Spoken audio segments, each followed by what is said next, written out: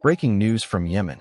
The Houthi movement has confirmed that its self-proclaimed Prime Minister, Ahmed Ghaleb Nasser al-Rahawi, was killed in an Israeli airstrike. This dramatic escalation not only reshapes the balance of power in Yemen's ongoing civil war, but also deepens the regional conflict that has been spreading across the Middle East since the start of the Israel-Hamas war in Gaza.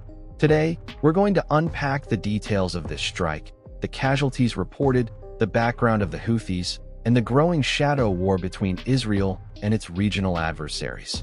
On Thursday, Israeli fighter jets targeted a Houthi-controlled area of Yemen's capital, Sanaa. According to reports, the strike killed al-Rahawi and several other Houthi ministers. The Houthis claim their foreign minister, as well as ministers of justice, youth and sports, social affairs, and labor, were also killed. Yemen's president under the Houthi administration, Mahdi al-Mashat, confirmed that other senior officials were injured, some critically.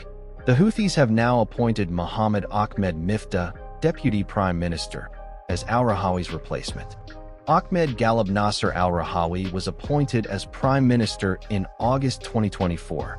But unlike Abdul-Malik al-Houthi, the movement's ultimate leader, Rahawi was widely seen as a symbolic figurehead rather than a central military strategist. His death is a blow to the Houthis' political structure, but it's unlikely to halt their military campaign. So, what does this really mean for the group? The Houthi movement, officially known as Ansar Allah, has controlled much of northwestern Yemen since 2014. They seized Sanaa, ousted the internationally recognized government, and triggered a civil war that has devastated Yemen for a decade. Backed by Iran, the Houthis have waged a brutal conflict against Saudi-led coalitions, local rivals, and more recently, Israel. Since October 2023, when the war between Israel and Hamas began, the Houthis have positioned themselves as defenders of Palestine, regularly launching missiles and drones at Israeli targets and commercial ships in the Red Sea and Gulf of Aden. For Israel, the Houthis represent an extension of Iranian influence. By striking targets in Yemen, the IDF is sending a message: Houthi attacks on Israel and international shipping will not go unanswered. Israeli officials have confirmed previous strikes on Houthi-controlled areas, but in this case, they have yet to issue a statement about al-Rahawi's death. This silence is strategic.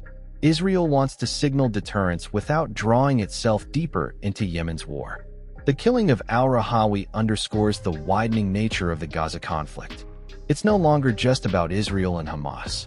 Hezbollah in Lebanon, militias in Iraq and Syria, and the Houthis in Yemen, all backed in varying degrees by Iran, are engaged in what many describe as a multi-front confrontation against Israel. Each of these fronts increases the risk of a broader regional war. While geopolitical analysts focus on power plays and strategy, Yemen remains one of the world's worst humanitarian crises. Millions are on the brink of famine. Infrastructure is shattered. Hospitals lack basic supplies. And each new strike only deepens the suffering. For Yemenis, al-Rahawi's death is less about politics and more about whether this conflict will ever end. So what happens now? Will the Houthis escalate their attacks on Israel? Will Iran push for retaliation through its regional allies? And how will Saudi Arabia, still recovering from years of direct war with the Houthis, react? These are the questions that remain unanswered. What's clear is that the Middle East is entering a dangerous new phase, one in which conflicts are increasingly interconnected. The death of Ahmed al-Rahawi may not shift the Houthis' military strategy, but it sends a powerful signal about Israel's willingness to strike its enemies far beyond its borders. Yemen's war is now tied directly to the fate of Gaza, Lebanon, and the wider struggle for power across the region. And for ordinary people, it means more uncertainty, more instability, and more suffering. If you found this breakdown informative, be sure to subscribe and turn on notifications for more in-depth coverage of global conflicts. And let us know in the comments, do you think this strike will deter the Houthis or push them to escalate further?